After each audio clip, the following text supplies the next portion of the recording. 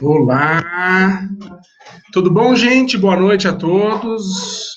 Muito obrigado pela presença de vocês. Muito gostoso retomar as quartas-feiras do Projeto Neurosaber. Estou muito feliz por estar aqui de novo, né? Agradeço muito pela presença de vocês. Espero que a aula hoje seja uma aula gostosa. Eu acredito que vocês vão aproveitar muito a aula, porque é uma aula que mexe com a realidade de muitas pessoas, das pessoas que estão convivendo com crianças que têm crises convulsivas, quadros epiléticos, de crianças que apresentam problemas de aprendizagem, né?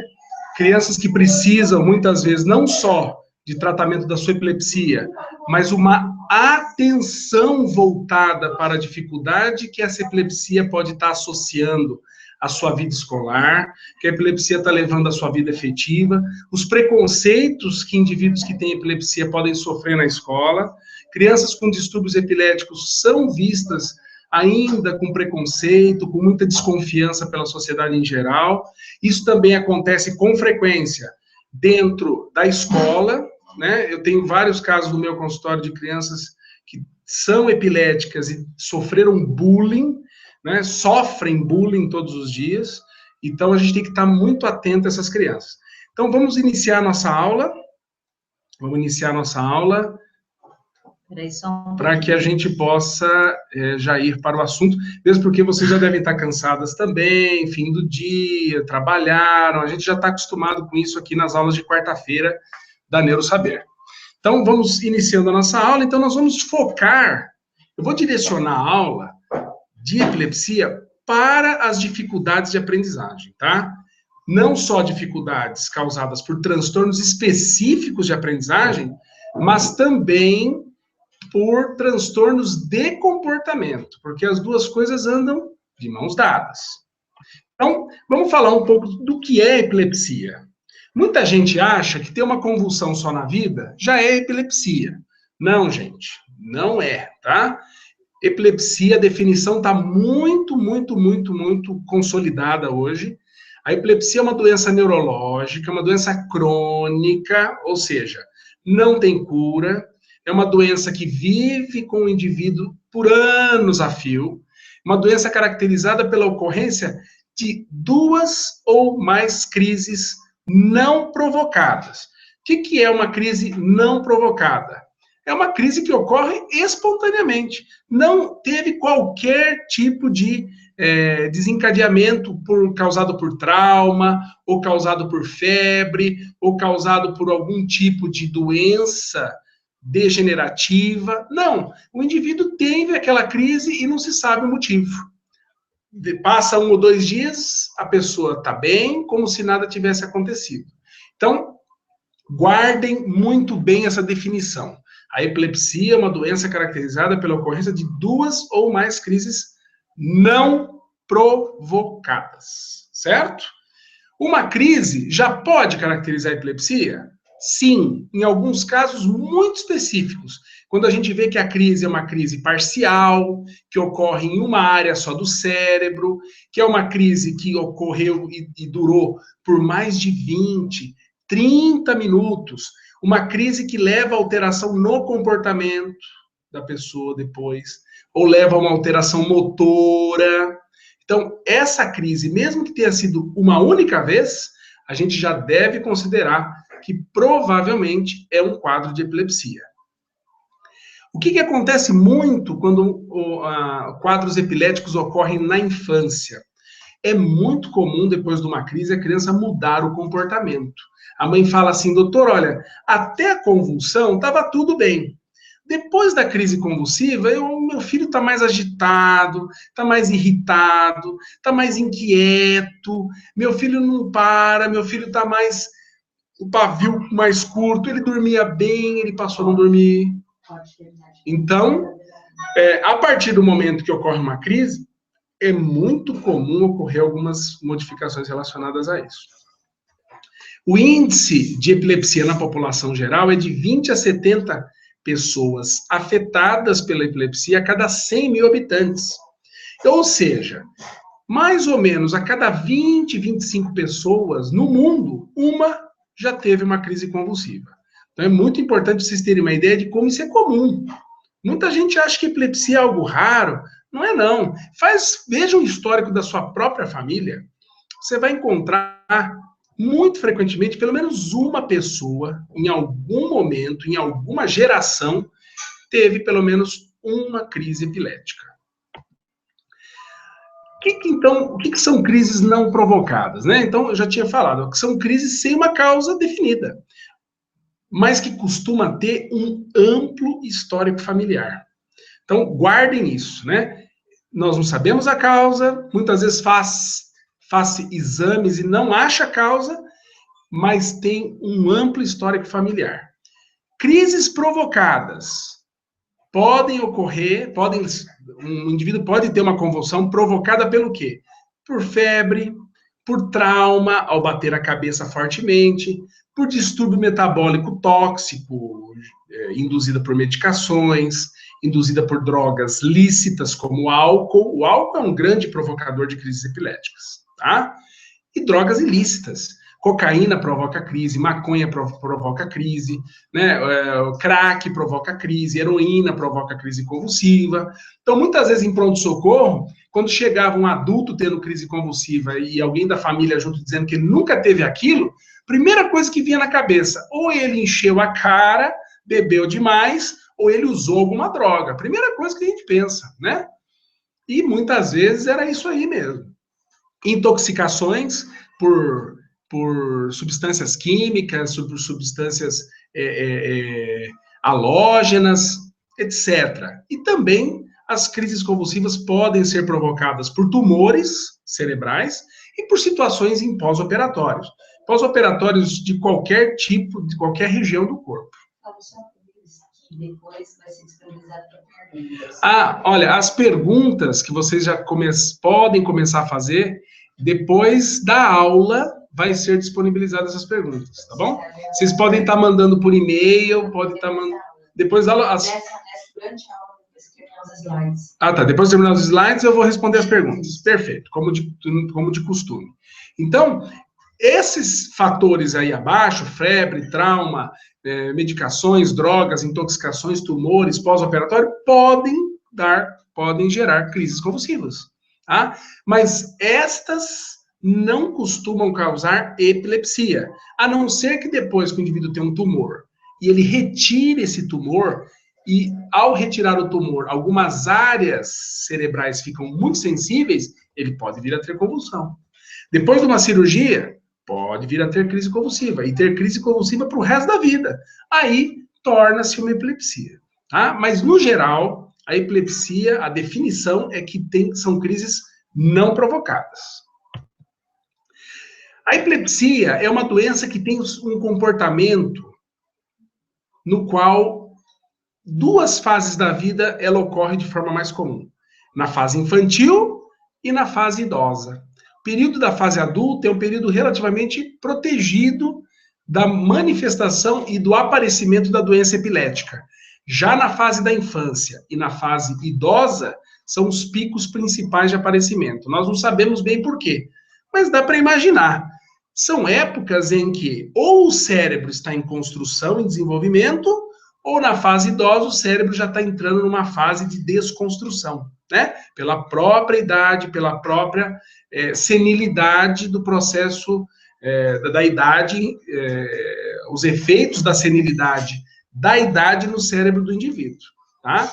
Então, são as fases em que o cérebro está se modificando, ou em fase de construção, ou em fase de desconstrução na fase adulta, na fase idosa. Então, é por isso que essas fases são as fases mais comuns. A causa da epilepsia nós não sabemos ainda. Ainda é um enigma da medicina. Mas uma das hipóteses é que, por algum motivo, ocorre um desequilíbrio eletroquímico entre neurônios e áreas cerebrais que excitam em detrimento de áreas cerebrais que inibem crises. Então, por algum motivo, ocorreu esse desequilíbrio. E as causas disso são as mais diversas possíveis. Não sabemos especificamente qual a relação da causa com o episódio epilético. Mas sabemos que, muitas vezes, algumas condições desorganizam o ambiente eletroquímico de determinadas áreas cerebrais. E isso pode levar a uma desestabilização elétrica no cérebro, levando a uma crise. Um ponto muito importante é que em algumas situações, e uma das hipóteses é que algumas pessoas nascem com pequeninas malformações, áreas que não são detectadas em ressonância, não são detectadas no eletro, às vezes, nem em tomografia, e essas áreas, mesmo assim, elas são micro alteradas, a gente chama de pequenas disgenesias. Então, essas áreas não detectadas, impossível de ser identificadas, podem desestabilizar e levar a uma crise epilética. E, por fim, é muito importante a investigação da predisposição genética dentro da doença epilética. É muito comum uma criança ao ter crise, o pai também teve, a avó teve, aí você vai pegar gerações bem antigas, alguém lá, o tataravô, o bisavô, alguém da família, ou várias outras pessoas da família tiveram crise epilética, ou do lado da mãe, ou do lado do pai. Então, a predisposição genética é muito grande. E na medicina, nós temos uma regrinha geral. Quanto mais genético é um problema, mais neurobiológico é a causa dele, mais físico, mais biológico é a etiologia. E a epilepsia tem um alto índice de herança genética. Como a causa é incerta, né? É um desequilíbrio entre neurônios que excitam frente a neurônios que inibem, é um distúrbio no qual existem distúrbios de receptores de canais iônicos na membrana neuronal, que eu sei que para vocês pode até ser um pouco complicado entender isso, mas a célula neuronal ela depende de equilíbrio elétrico e de equilíbrio bioquímico. Se eu tenho um desequilíbrio de sódio em relação ao potássio muito grande dentro do neurônio em detrimento da área fora do neurônio, eu posso ter uma crise epilética. Então, não importa se é um desequilíbrio entre neurônios, excitatórios com inibitórios, não importa se é um distúrbio de receptores de canais dentro da membrana do neurônio. Uma certeza é que a etiologia é neurológica. O problema da epilepsia é na estrutura do cérebro.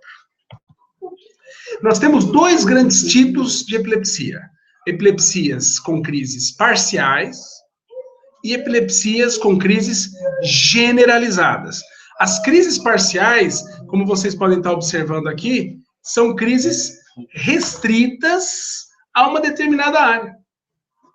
As crises generalizadas são crises que ocorrem no cérebro inteiro, ao mesmo tempo. Não há uma área específica desencadeando crise. Então, vamos relembrar. Enquanto a crise parcial ela ocorre numa determinada região do cérebro, as crises generalizadas ocorrem no cérebro inteiro. Uma crise parcial pode virar crise generalizada? Pode. Então, isso também pode estar acontecendo. Mas, no geral, é importante vocês saberem entre esses dois, por quê? Porque uma crise parcial sempre vai dizer para o médico que o problema está num determinado local. Eu vou ter que pedir exame e investigar isso de uma forma mais detalhada. Crises parciais têm mais relação com distúrbios de aprendizagem, problemas de comportamento. Por quê? Porque uma determinada área está avariada por questões das mais diversas. Já a crise generalizada, apesar de ser mais grave, porque o indivíduo perde totalmente a consciência, enquanto a crise parcial não costuma perder a consciência, esse indivíduo pode ser hospitalizado e ficar em UTI, porque essas crises são mais graves, são crises menos associadas a problemas de aprendizagem. Então, aqui só para mostrar para vocês, uma crise parcial, né? Você tem primeiramente um cérebro mostrando um eletro totalmente normal, um cérebro em repouso, ele não está em crise, e logo abaixo, o que a gente vê? Do lado esquerdo, um cérebro de crise parcial, mostrando que o eletro atinge só um lado o eletro só fica alterado num lado dele, a metade superior. Enquanto numa crise generalizada, olha o eletro como é que é do lado direito. É um elétron de todo ele, de cima até embaixo, ele é alterado. Então, é por aí que o médico vai entender, pelo eletro, se o indivíduo teve uma crise parcial ou se ele teve uma crise generalizada. O eletro, gente, serve para nos dar essas pistas. O eletro tem a serventia de mostrar se aquele indivíduo apresenta alterações em determinadas áreas do cérebro que podem ter relação com alteração na aprendizagem, ou no déficit de habilidade cognitiva que aquela criança está tendo, ou se está correlacionado a problemas de comportamento geral, como TDAH, deficiência intelectual e autismo, que podem levar a alterações do eletro. A gente sabe, por exemplo, que o TDAH leva a alterações em 30% a 40% das crianças com TDAH tem alteração no eletro. No autismo, essa alteração pode chegar a 60%, 70%. No deficiente intelectual, pode haver um eletro alterado, um eletro que a gente chama de eletro lentificado, em até 40%, até 60% das crianças. E a gente sabe que essas três condições, elas aumentam a chance da criança ter crises convulsivas. O TDAH aumenta em 6 vezes esse risco, o autismo aumenta em 20 a 30 vezes isso, e a deficiência intelectual aumenta em 30 a 40 vezes o risco de crise convulsiva. Então, veja como esses transtornos de desenvolvimento têm inter-relações biológicas mesmo, levando, inclusive, ao risco maior de crianças terem crises convulsivas. Então, entrando na aprendizagem, né? Onde que a epilepsia pode levar a problemas na aprendizagem? Qual é o papel? Aonde que a epilepsia pode fazer com que a criança tenha queda de rendimento ou problemas para aprender? Em 3 situações.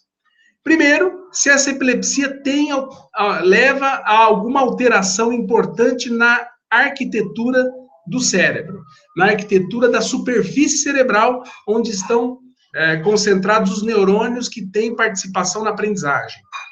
Então, se essa epilepsia leva a alterações muito claras no córtex, esse indivíduo vai ter déficits específicos relacionados àquela área alterada, podendo levar a problemas de memória, de atenção, de concentração, de habilidades como funções executivas, alterações de linguagem, tudo isso pode estar alterado, ou alguma dessas áreas estarem alteradas, levando a prejuízo na aprendizagem. Segundo efeito que a epilepsia pode levar na aprendizagem é a criança epilética que toma antiepiléticos, os anticonvulsivantes. Eles podem levar a criança a ter problemas na escola, porque a criança pode ficar sonolenta, pode ficar mais lenta, pode ficar com dificuldades de concentração, geradas pelo efeito de um antiepilético. Não vamos generalizar, nem toda criança que toma antiepilético vai ter queda de rendimento na escola. Eu já tive casos que foi depois do antiepilético que a criança começou a aprender melhor na escola. Então, isso varia de criança para criança, isso varia de epilético, de criança com epilepsia para criança com epilepsia. E a terceira forma que a epilepsia tem de alterar e levar a problemas de aprendizagem é a associação da epilepsia com transtornos de desenvolvimento, como TDAH, transtorno do espectro autista e a deficiência intelectual, como eu já disse aqui para vocês, são transtornos que têm alta associação com manifestações epiléticas. E, portanto, a presença delas aumenta riscos. Então, essas 3 situações, essas 3 possibilidades podem, dentro da epilepsia, levar a problemas de aprendizagem. Então, aqui a gente já vai aprendendo uma coisa. Uma criança epilética na escola requer observação criteriosa do professor e do staff da escola. Não é verdade? Uma criança epilética que vai para a escola requer observação dos pais para ver como que está indo o processo de aprendizagem e o processo comportamental. Existem vários tipos de epilepsia. Eu não iria, de forma alguma, judiar de vocês, maltratá-los, se eu colocasse todos os tipos de epilepsia que tem aqui. Eu resolvi selecionar 7 tipos de epilepsia extremamente comuns na infância, tem umas mais raras, outras mais comuns, mas que aqui merecem o meu comentário. A epilepsia ausência da infância, que é quando a criança tem aquelas ausências que geralmente ocorrem em qualquer horário do dia, mas que o professor, muitas vezes, é o primeiro a perceber, que é quando a criança paralisa o olhar e fica totalmente com ar de paisagem por 10 a 20 segundos, e, de repente, ela volta e continua copiando. Mas, nesses momentos de parada, ela fica totalmente absorta, totalmente fora do contexto. E isso leva, lógico, a problemas de rendimento. A epilepsia ausência da infância tem muita relação com o déficit de atenção. Então, muitas crianças que têm crises epiléticas do tipo ausência costumam ter problemas de rendimento. E o tratamento é fundamental para que ela volte a ter rendimento escolar de novo. Mas é uma epilepsia benigna, boazinha. Ela não mata, ela não aleja, ela não faz a criança ficar com nenhum tipo de retardo, nenhum tipo de distúrbio mais sério no seu desenvolvimento. Tá? Então, é uma epilepsia benigna. A epilepsia rolândica também é uma epilepsia benigna. Ela chama rolândica porque a área que tem o disparo, o gatilho da crise, é na área rolândica do cérebro, onde estão lá representados a nossa mão, nossa língua, nossa boca, e às vezes a crise ela é bem parcial, bem localizada naquela área mesmo, levando apenas a manifestações orais, manifestações manuais, manifestações linguais, a criança fica de uma hora para outra paralisa essa área, ou fica puxando essa área para o lado e ela não consegue falar. Essa epilepsia costuma ocorrer dos 5 aos 12 anos e ela está muito associada com problemas relacionados à aprendizagem, porque ela ocorre numa área de expressão de coordenação motora, expressão de compreensão e de organização global. Então, ela pode levar a alguns efeitos. Eu já tive uma criança, tive 2 pacientes no consultório com epilepsia rolândica, uma era disléxica e uma tinha transtorno de aprendizagem importante. E a área cerebral que estava afetada tinha toda a relação com as dificuldades que ela tinha na escola.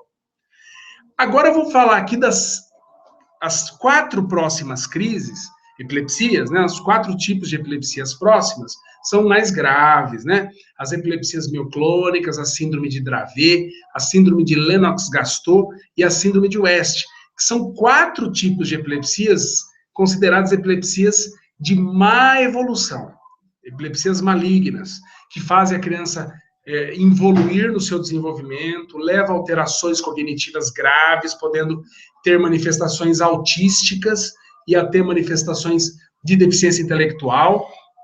Esse tipo de epilepsia, frequentemente, ela não se manifesta só com um tipo de crise, ela pode ter vários tipos de crise, incomodar o sono da criança, alterar o funcionamento circadiano da criança, ela passa a ter alterações frequentes de sensório, manifestações de maior superficialidade de consciência, então essas crianças são meio sonolentas, são meio lentas para fazer as coisas, e leva a comprometimento severo no processo de aprendizagem escolar. Por fim, as epilepsias parciais, que tem vários tipos, né? São aquelas epilepsias que ocorrem num cantinho só do cérebro, que podem ou não generalizar. Essas epilepsias costumam ter associação com problemas de aprendizagem. Tá? Por isso que é importante, gente, vocês que vão no médico, né, vão no neurologista, é sempre importante perguntar qual o nome da epilepsia do meu filho. Que síndrome epilética meu filho tem? É importante o professor solicitar por meio de relatório para o neurologista qual é o tipo de epilepsia que aquele meu aluno tem, doutor? Porque aí você tem condições de se adiantar, de fazer um trabalho conjunto. Se for uma epilepsia ausência da infância, é importante o professor saber, inclusive para observar se a criança não está tendo mais ausência ou não. Observar como é que vai o rendimento dessa criança, observar se essa criança tem alguma outra manifestação no seu comportamento. Então é importante saber o nome. Muitas vezes no consultório eu vejo muito isso. Eu vou falar o nome da epilepsia, o pai e a mãe já tinham passado em outros 2 médicos e ninguém falou que a epilepsia que o filho tinha era daquele nome, daquele tipo, com as implicações clínicas e pedagógicas possíveis. Então é muito importante perguntar isso, viu? É uma coisa que eu chamo muita atenção de vocês. E uma criança na escola com epilepsia, então? Então, o que o professor, o que o pai, o que a mãe devem estar muito preparados? O que o profissional não médico, psicólogo, fono, o psicopedagogo, o terapeuta ocupacional, o psicomotricista, ou seja, toda essa equipe que está junto com a escola, muitas vezes, ou está acompanhando crianças com uma condição epilética na escola, o que vocês devem saber? Então, guardem esses 6 passos, né? Primeiro, certifique-se do tratamento dessa epilepsia. Pergunte que antiepilético a criança toma, que hora que ela toma, se a criança mudou o seu comportamento depois disso. Observar a evolução da aprendizagem a partir do momento do diagnóstico e do tratamento. Como é que ficou depois das crises? Como é que era antes das crises? Como é que era antes do epilético? E sabendo qual é o tipo de epilepsia, já ir estudando a possibilidade dessa criança vir ter determinadas dificuldades oriundas do tipo de epilepsia que ela tem. Observa se essa dificuldade é específica, se ela pega a sua leitura, se ela pega a sua escrita, se ela está pegando matemática, se ela pega alterações de organização espacial, se ela está pegando mais a atenção, a concentração, se são mais as funções executivas, ou se a dificuldade da criança é uma dificuldade geral, né? Pegou um pouco de tudo e está com prejuízos em vários aspectos da aprendizagem dela. É importante a escola cercar essa criança de alguns cuidados. Primeiro, certificar-se de que ela não está sofrendo bullying, que ela não está sofrendo preconceito, observar se ela pode ter crise na escola, caso isso venha acontecer, acalmar todo mundo. É muito raro alguém morrer por causa de uma crise epilética, tá? O risco de morte numa convulsão, numa crise epilética é de 1%. É muito pouco, gente. É muito pouco, tá? Manejar uma crise epilética na escola requer proteger a cabeça da criança, pôr a criança de boca para o lado para a baba sair. Nunca colocar dedo algum dentro da boca da criança, não precisa fazer isso e não se deve fazer isso, porque na hora da crise a criança pode morder, é uma mordedura pela própria convulsão, não é uma mordedura voluntária, não é uma mordedura consciente, é uma mordedura inconsciente, você pode perder o seu dedo, e aí sim pode até matar a criança numa dessas, porque o teu dedo vai lá, vai acabar entupindo a garganta da criança. Então, nunca colocar o dedo dentro, ao mesmo momento que você está protegendo a cabeça da criança, ela está tendo crise, colocando a boca de lado, vai chamando o SAMU, para que o SAMU venha socorrer a criança e levá-la para o hospital. O SAMU, acho que você já sabe o que é o SAMU, né? Acho que é aquela ambulância móvel do setor público que você chama, se eu não me engano é 191, né, Luciana? 191, eles vêm rapidamente, né, e levam a criança para o hospital. Quinto lugar, verificar a associação dessas crises com comportamento. Como eu já falei aqui, gente, TDAH, transtorno do espectro autista, deficiência intelectual, tem ampla associação com crises epiléticas. Então, a partir do momento que essa criança teve crise, foi feito diagnóstico, você vai observar na escola, vai observar em casa se existe algum desses comportamentos, ou se existem outros comportamentos, como quadros esquizofrênicos, transtorno bipolar, transtorno obsessivo-compulsivo, ou seja, condições que podem ter relação com crises epiléticas. E, por fim, se essa criança fez uma investigação multidisciplinar. Então, já que eu disse que a epilepsia pode levar a comprometimento cognitivo, alterações de linguagem, problemas globais relacionados ao funcionamento cerebral, cognitivo, comportamental, eu tenho que fazer uma investigação, muitas vezes, com psicólogo, fono, com psicopedagogo, para ver se essa criança está tendo algum déficit associado a essa epilepsia que precisa ser trabalhado e precisa ser conduzido no ambiente escolar. Outro ponto importante, que não deve ser deixado de lado, a associação de antiepiléticos com outras condições. Então, eu sei que essa é uma pergunta que vai bater aqui, sem dúvida alguma, já o pessoal vai começar a perguntar. Dr. Clay, meu filho tem epilepsia e foi descoberto que, além disso, ele é TDAH. Pode usar Ritalina?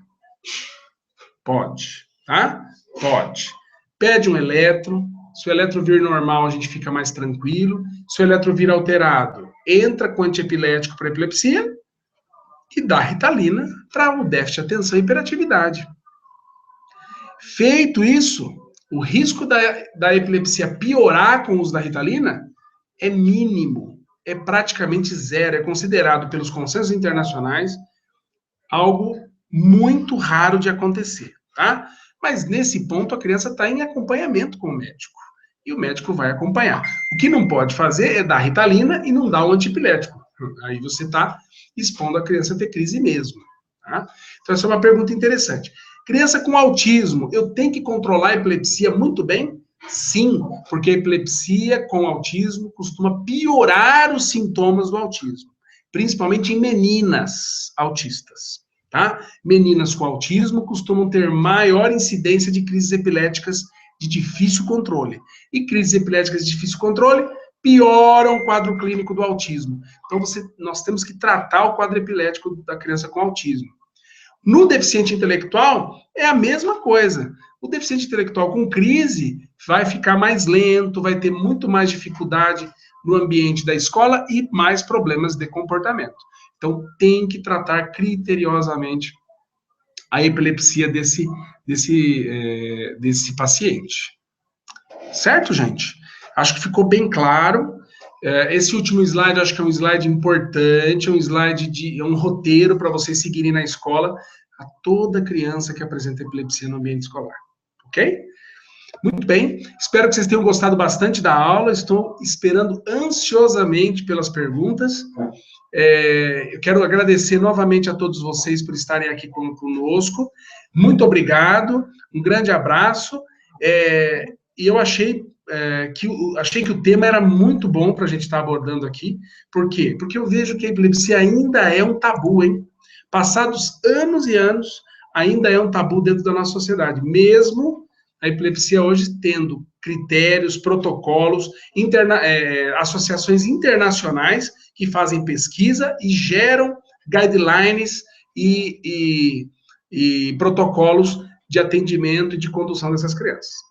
Muito bem, vamos para as perguntas, vamos aproveitar que vocês devem estar aí bem assim, interessados em saber mais algumas coisas relacionadas ao tema. A Ângela está perguntando aqui, meu filho tem autismo e teve a primeira crise aos 10 anos. Essas crises são somente quando ele está dormindo, geralmente às 5. Quando fez o eletroencefalograma, deu que está ativa do lado esquerdo. O que isso quer dizer? Quais as áreas que ela afeta? Então, Ângela, o fato de estar do lado esquerdo mostra que o predomínio do desequilíbrio bioquímico elétrico está do lado esquerdo. Então, o lado esquerdo do cérebro é o lado predominante da linguagem, é o lado predominante da percepção de detalhes, a percepção da letra, a percepção do número, a percepção da construção de frases. E olha que o autismo atrapalha mais o quê?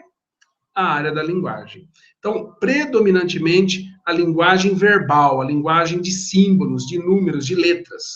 Então, é o lado mais afetado, tá?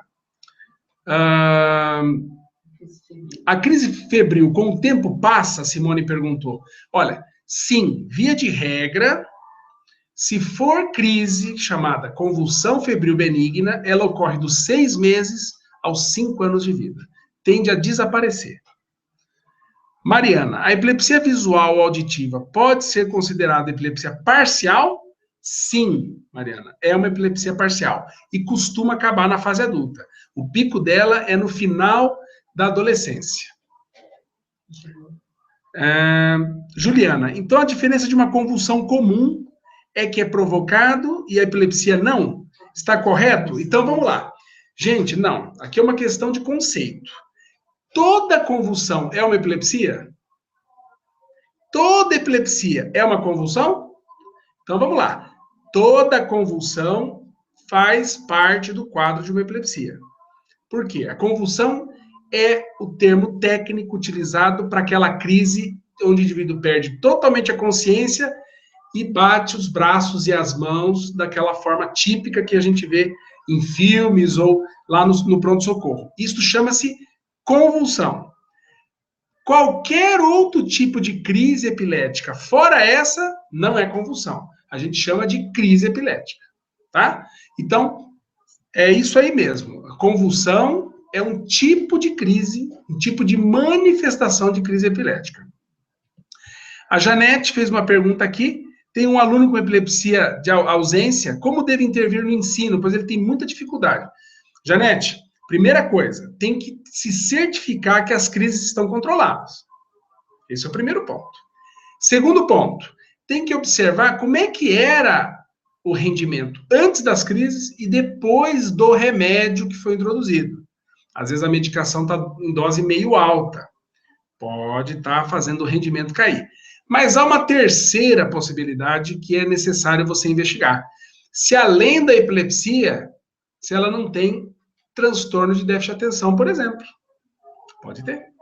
Ou um quadro de transtorno de aprendizagem, um distúrbio de aprendizagem. Então tem que investigar melhor essa criança. Fazer uma avaliação psicopedagógica, fonoaudiológica e psicológica com aplicação de testes neurocognitivos.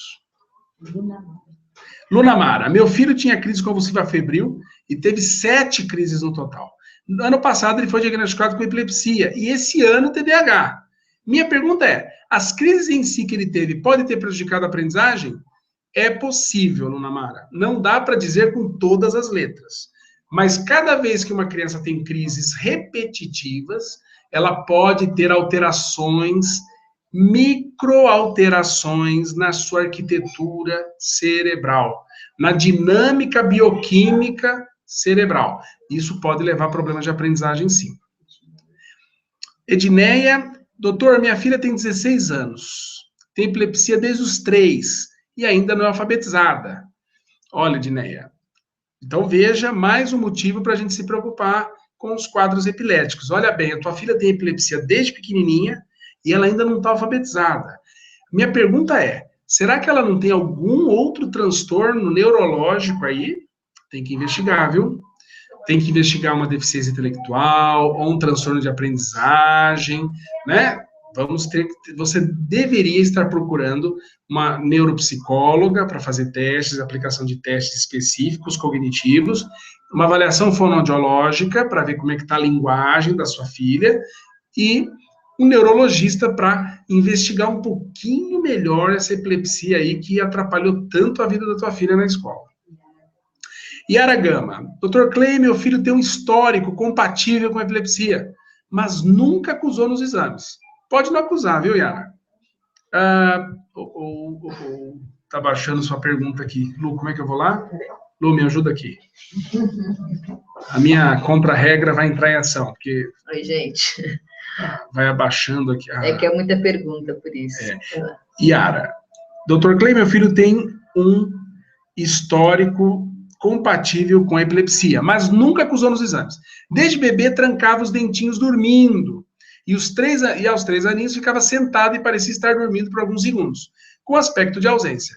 Dos 3 aos 6 anos, desmaiava aleatoriamente. Yara, nem sempre a epilepsia aparece em exame, tá? Às vezes é tudo normal, mas o mais importante é a manifestação clínica, aquilo que a criança está tendo, mais do que qualquer outro exame.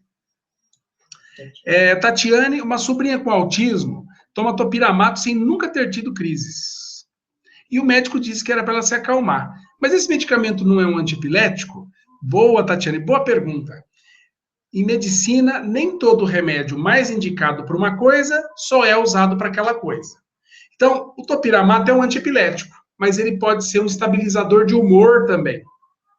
Ele é muito utilizado para isso. Tanto que a gente trata pessoas com transtorno bipolar com topiramato. Você pode também utilizar o topiramato para enxaqueca. Olha que coisa, não sabíamos disso, né? Vocês não sabiam, né? Então, não tem problema sua sobrinha tomar topiramato, não. Pode deixar que isso aí ajuda a melhorar outras questões.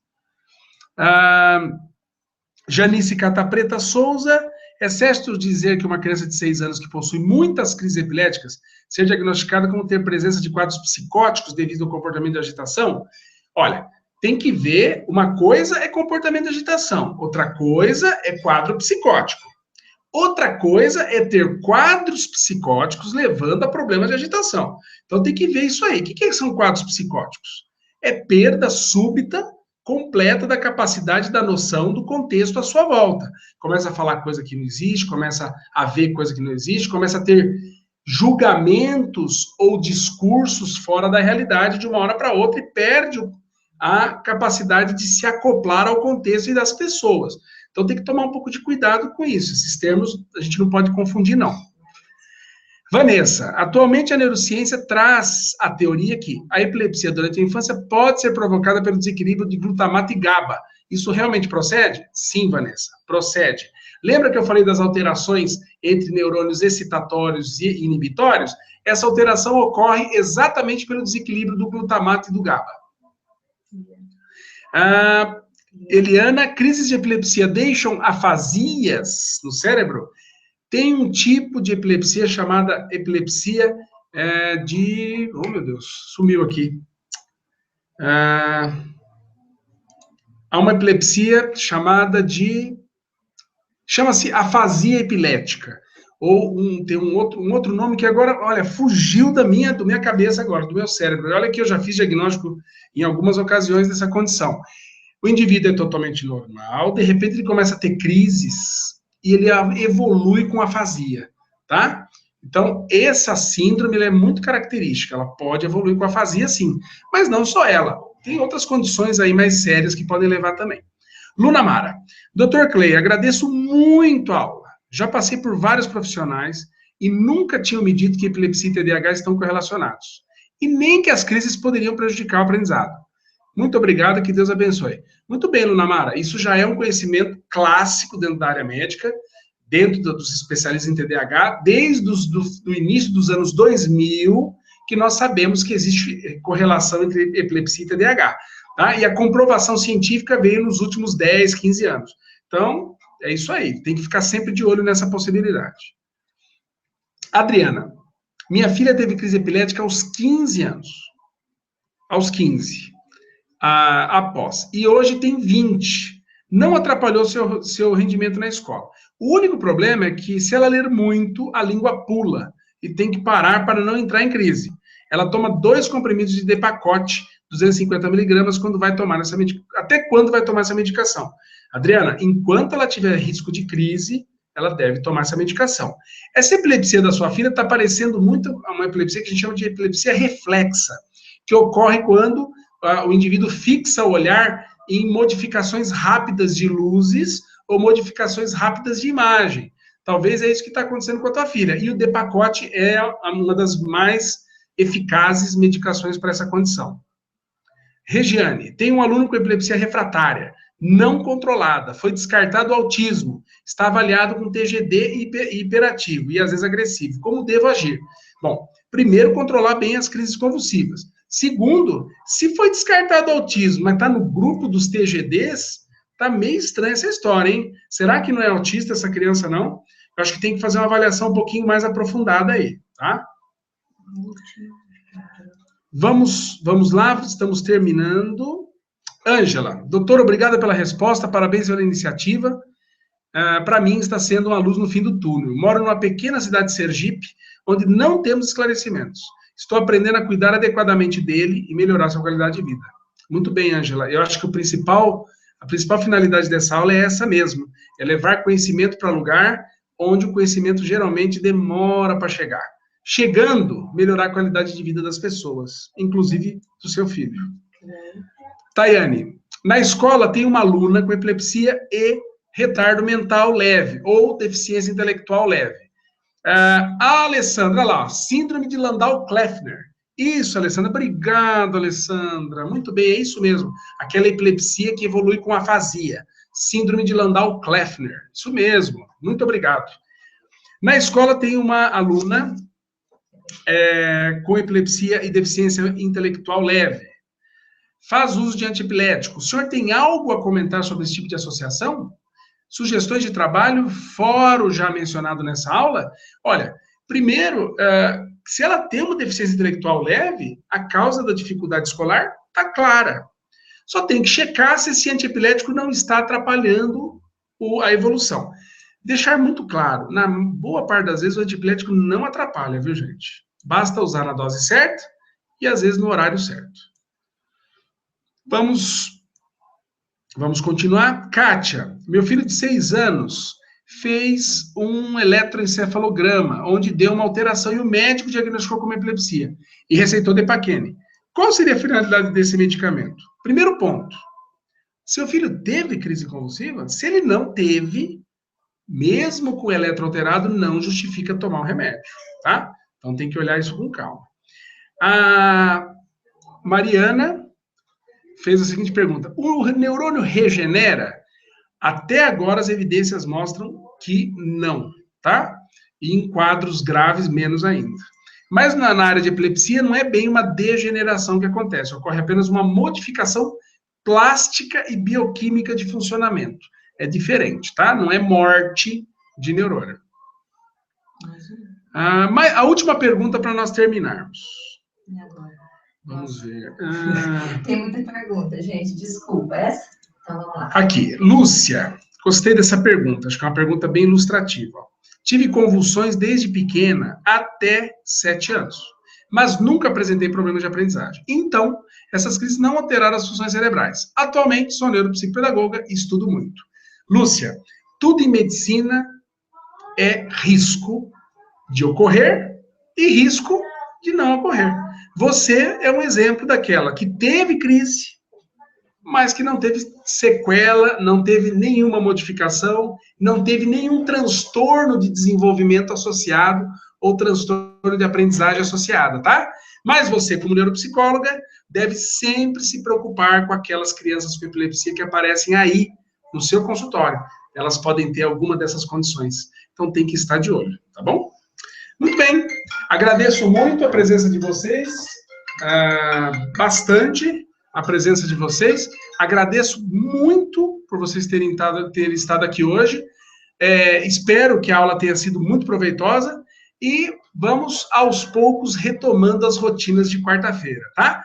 Algumas quartas nós não vamos poder estar, porque eu e a Luciana estamos trabalhando em algumas coisas do projeto Neurosaber para que vocês tenham o melhor possível nos próximos meses e anos, se Deus assim o permitir.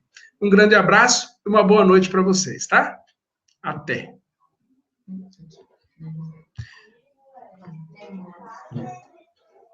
Um grande abraço.